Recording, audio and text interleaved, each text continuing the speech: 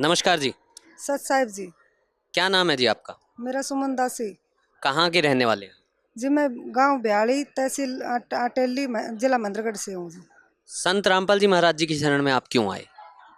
जी संत रामपाल जी महाराज की शरण में मैं ऐसे आई जी, मुझे धार्मिक बुक पढ़ने का बहुत शौक था। तो मुझे जो मेरे वो बड़े वाले जेठ हैं वो पहले संत रामपाल जी महाराज की शरण में आ चुके थे जी। तो उसके माध्यम से मेरे को एक बुक मिली आध्यात्मिक ज्ञान गंगा जी। मैंने उसको घर पे लाके मतलब कि उसको डिटेल से पढ़ा। मेरी इतनी रुचि थी कि मैं डिटेल में उसको पढ़ के जब मेरे इतनी तड़फ लग गई मुझे, मैंने वो पहला पृष्ठ खोला तो उसमें सृष्टि रचना देख के मैं अचंभित रहेगी कि हे भगवान, ये ज्ञान कहाँ छुपा था कि इसमें ब्रह्मा विष्णु महेश से भी ऊपर कोई शक्ति बता रखी है। कि भगत जी मेरी इतनी तड़फ लग गई तो मैंने कहा कि भगवान आप धरती पे हो तो मुझे मतलब आप बुला लो। तो क्या आपने नाम दीक्षा ली उसके बाद?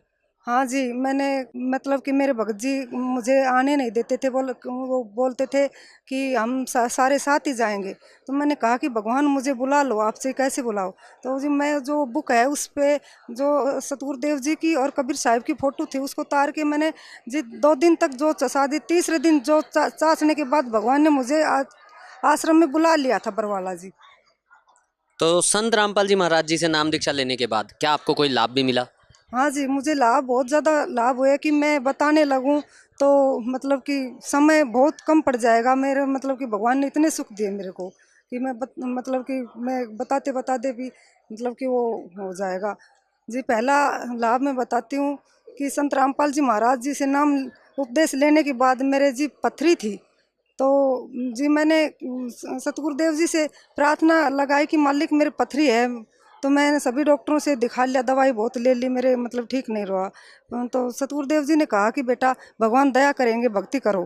तो मैं किसी से दवाई ली और भगवान की भक्ति से ही मेरी पथरी, मैंने डॉक्टर से जब जाके चेकअप करवाया तो मेरी पथरी गायब थी। तो उसके बाद में मेरे फिर दर्द रहने लगा पेट में।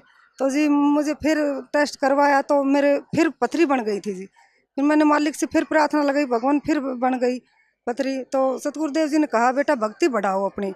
तो मैंने फिर जाके अल्ट्रासाउंड करवाया तो मेरी पथरी कुछ दिन के बाद में ही मेरी पथरी गायब थी जी। कहीं ऐसा तो नहीं कि आपने जो बार बार रिपोर्ट करवाई तो किसी रिपोर्ट में वो पथरी दिखाई देने लगी, किसी रिपोर्ट में ना दिखाई दे रही हो, जबकि वो पथरी शायद अभी भी आपके हो? नहीं जी, मेरे पथरी नहीं है बिल्कुल भी। मैंने अल्ट्रासाउंड 3 बार करा चुकी जी मैं अल्ट्रासाउंड। मालिक की दया से मेरे बिल्कुल नहीं है पथरी। इसके अलावा कोई और लाभ भी आप बताना चाहते हैं? हाँ जी, मेरे सर जी मेरे भगत जी है ना, उसको ज्योतिषियों ने बता दिया था कि इसके 35 साल की उम्र में इसकी मृत्यु हो जाएगी जी। फिर मतलब कि ऐसा हुआ कि रात के 9:30 बजे वो आए भगत जी, और मतलब कि बाइक को खड़ा करके वो जैसे ही पैड़ी पर चढ़ने लगे तो वहीं गिर गए और उसके मुंह में झाग आ गए जी। मैं काफ़ी देर उसका इंतज़ार करने के बाद में जी, जब मैंने बाहर जाके देखा तो उसके मुंह में झाग आ रहे थे और वो पड़े थे पैड़ी के ऊपर। तो मैंने भगवान से वहीं प्रणाम करा कि भगवान आपकी वाणी में आता है कि अंधे को आँख, निर्धन को माया दे, कोडी को काया दे। तो भगवान आप मुर्दे को भी जीवित कर सकते हो। तो भगवान अगर मैं सच्ची श्रद्धा भक्ति से भक्ति करती हूँ तो मेरे पति के कुछ नहीं होना चाहिए मालिक। तो भगवान ने भी हमें बता रखा है कि कुछ भी आपत्ति आए तो अमृत जल दे रखा है भगवान ने। तो मैं दंडवत लगा के जी अंदर जाके अमृत जल उसके मुंह में डाला कि वो हिले। तो मैंने गांव में ही डॉक्टर को फ़ोन किया तो डॉक्टर ने मना कर दिया। तो जी मेरी वो बहन है, वो उसने भी नाम उपदेश ले रखा है। उसका भगवान ने ऐसी प्रेरणा करी कि रात के 11 बजे उसका फ़ोन आया जी। फ़ोन आने के बाद उसने कहा कि बहन आप परेशान लगती हो। तो जी मैं रोने लग गई। तो बोला क्या हो गया। मैं कि ऐसे ऐसे भगत जी के हो गया। तो वो बहन गाड़ी लेके आ गई और जी हम डॉक्टरों के लेके गए भगत जी को। तो वहाँ डॉक्टरों ने कहा कि ये तो बचना ही मुश्किल था, ये तो भगवान का ही कोई बड़ा चमत्कार है, नहीं इस स्टेज पे ये मतलब कि बचना नहीं था जी। भगवान ने हमारे साथ तो ऐसा चमत्कार किया कि जी। मैं और एक लाभ और बताती हूँ जी। हमारे घर के अंदर जी एक अमरूद का पेड़ है जी, वो बिल्कुल सूख गया था।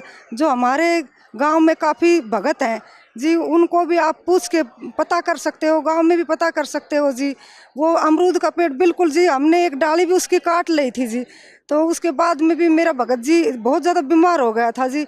वो कहने लगे कि ये पेड़ जिएगा तो मैं जीऊँगा नहीं, मेरा जीने का कोई वो नहीं है जी। उसमें तीन ताप का रोग था बहुत ज़्यादा जी। जी वो मतलब कि उसमें तीन ताप का रोग संकट आता था तो जी सतगुरुदेव जी की फ़ोटो लगी हुई थी। तो जी वो फ़ोटो की तरफ हाथ करके ऐसे कहता था कि इस संत की वजह से आप बच रहे हो, नहीं तो आप 4 मेंबर हो, इनमें से एक का मैं खून पीऊँ, ये आपकी एक हत्या। जी वो ऐसा हरकत करता था जी।